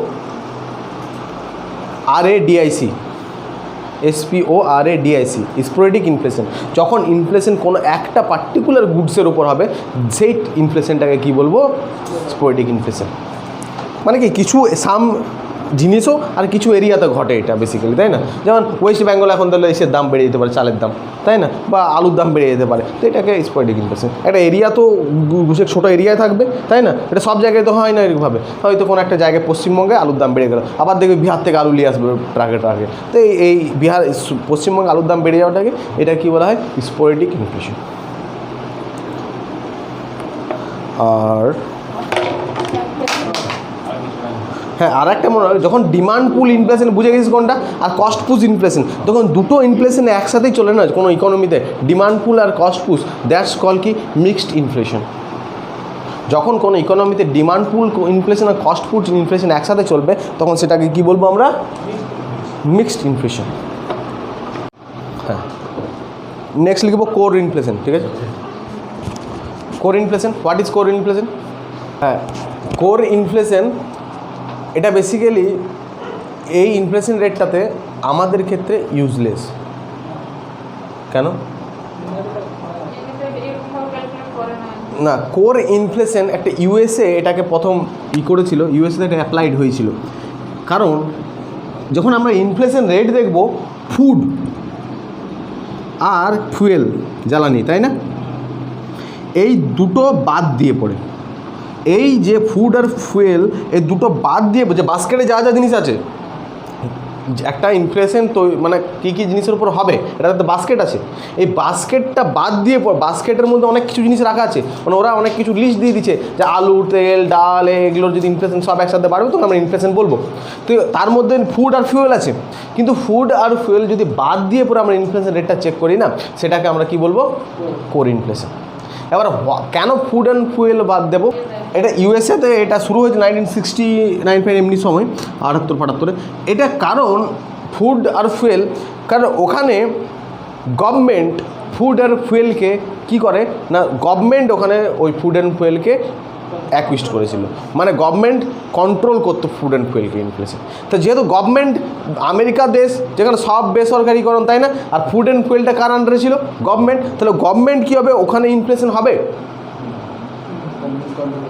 government তো নিজে কন্ট্রোল করবে, তো অন্য ক্ষেত্রে হবে। তো যে আবার যদি এটাকে যদি ওই বাস্কেটের মধ্যে ঢুকিয়ে দেয়, তাহলে ইনফ্লেশন রেটটা কম দেখাবে না, বুঝতে পারলি? ওই জন্য ইউএসএতে কী করেছিল, ফুড অ্যান্ড ফুয়েলটাকে বাদ দিয়ে দিয়েছিল ইনফ্লেশন, এগুলো ছাড়া ওই যে ইনফ্লেশন, যে গুডসের ইনফ্লেশন রেটগুলো দেখতো ওরা, বাকি গুডসগুলো, তো বাকি গুডস যেগুলো ইনফ্লেশন ইসের মধ্যে ছিল, মানে ফুড অ্যান্ড ফুয়েলটা গভর্নমেন্ট কন্ট্রোল করতো ইউএসএর, বাদবাকি সব বেসরকারিকরণ, তো সেগুলোর দাম বাড়াতে, আবার কি যখন এবার বাস্কেটের মধ্যে এগুলো ছিল, এবার ওরা দেখলো যে ইনফ্লেশন রেটটা কম আছে কিন্তু জিনিসপত্রের দাম বেড়ে যাচ্ছে, তখন ওরা বলছে আমরা ফুড অ্যান্ড ফুয়েলটা বাদ দিই, তারপরে মাপবো আমরা। ওরা ফুড অ্যান্ড ফুয়েলে বাদ দিয়ে মাপলো, দেখে হ্যাঁ প্রচুর ইনফ্লেশন আছে, এটা এভারেজে কম হয়ে যাচ্ছিল।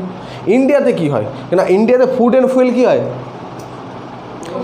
গভর্নমেন্টের মধ্যে আছে, আর বাকিগুলো ধরলে গভর্নমেন্ট ওদের রাইটেই আছে ওগুলোকে কমানো বাড়ানোর ক্ষেত্রে। আর এদের যদি জিনিসপত্রে ইউএসএতে ধরলে ইসের দাম বেড়ে গেল, একটা কাপড়ের দাম বেড়ে গেল, কিন্তু গভর্নমেন্ট এখানে কিছু করতে পারবে না, বিস্কিটের দাম বেড়ে গেল, গভর্নমেন্ট এখানে ইউএসএ গভর্নমেন্ট কিছু করবে না, বাড়লো কেন, ওরা ওদের মধ্যে রেখেছে, কেন কি ওখানে মার্ক আপ ইনফ্লেশন দিয়েছে ওরা, বেসরকারি দেশ, গভর্নমেন্ট আমাদের হলে সরকার বলে দেবে তুমি এত লাভ কেন রেখেছো, কিন্তু ফুড আর ফুয়েলে ওরা ওটা করেনি, গভর্নমেন্টও নিজের রেখেছিল ওদের, তাই এখানে তো ইনফ্লেশন থাকবে না, তো ওনার বাদ দিয়েই মাপাটা অ্যাকচুয়াল বেসরকারিকরণের ফলে কতটা ইনফ্লেশন হচ্ছে। আর আমাদের তো সব কিছু গভর্নমেন্টেরই আছে, তো বেসিক্যালি মেজরটা গভর্নমেন্টের ভিতরে আছে, ফুড অ্যান্ড ফুয়েল গভর্নমেন্টও আছে, তো আমরা আলাদাভাবে দিয়ে মাপবো কেন, বুঝতে পারছিস? তাই এটা ইন্ডিয়াতে এটা ইউজলেস আছে, কি ইনফ্লেশন, কোর ইনফ্লেশন। বুঝে গেছি, বাদ বাকি কিছু বাকি আছে একদম, নেক্সট ক্লাসে বুঝে যাবো, চলো।